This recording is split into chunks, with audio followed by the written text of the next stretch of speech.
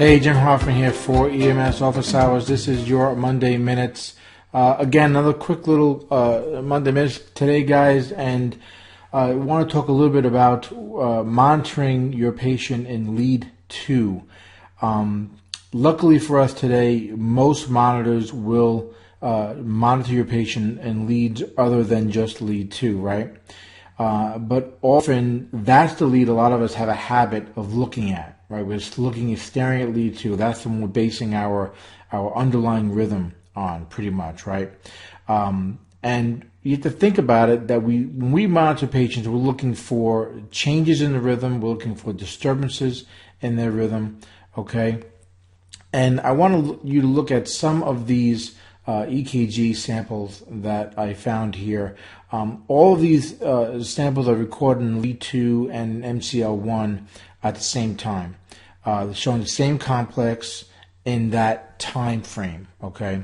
Now, what you're going to notice, I think, and what I notice is that lead 2 doesn't really look that much different in these examples, okay? They're all wide, they have negative deflections, but if you look a little bit at the MCL1 lead, that's again taken at the same time, all right, same patient, it'll give you, it's giving you some more information, giving you more diagnostic information, okay? So I want to just scroll down here and look at these as each individual complex here, okay?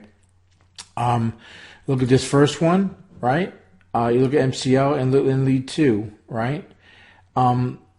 If you look at lead 2, it's not really that clear. You might say it's a right bundle branch block, but if you look at MCL1, it's much clearer about the right bundle branch block, right?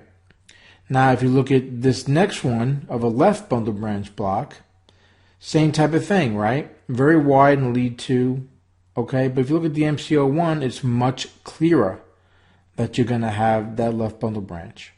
And then you got some PVCs in these next two examples. If you look at the differences of these two tracings, right? Your lead 2, again, just a wide negative deflection, but your MCL1 gives you some more information on what's going on. And the same thing with this last one here.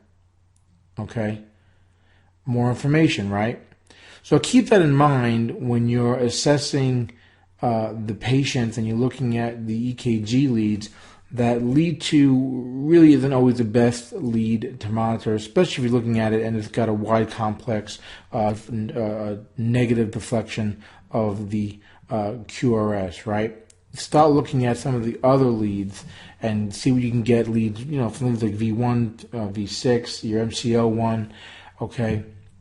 And comparing them to things like lead 2. Okay, actually, I believe there was a study a while back in the 90s where the diagnosis of a lead 2 was correctly made only in about 34% of the patients with wide QRS tachycardias, but a patient that has looking at it through the one of the precordial leads, their diagnosis was more correct in 75 to 80% of patients. So kind of keep that in mind, guys. Okay, like I said, most monitors nowadays, we can look at more than just one lead, but a lot of us are trained to look at lead 2 for that underlying rhythm. Okay, so keep that in mind. Look at the precordial leads, and it might give you some more information what's going on with your patient. I hope you can use these Monday Minutes. I know this is pretty basic, not a lot of depth into this, just sort of a kind of an FYI type thing this week, okay? So until next week, guys, as always, Jim Hoffman for EMS Office Hours and the Monday Minutes. Stay safe.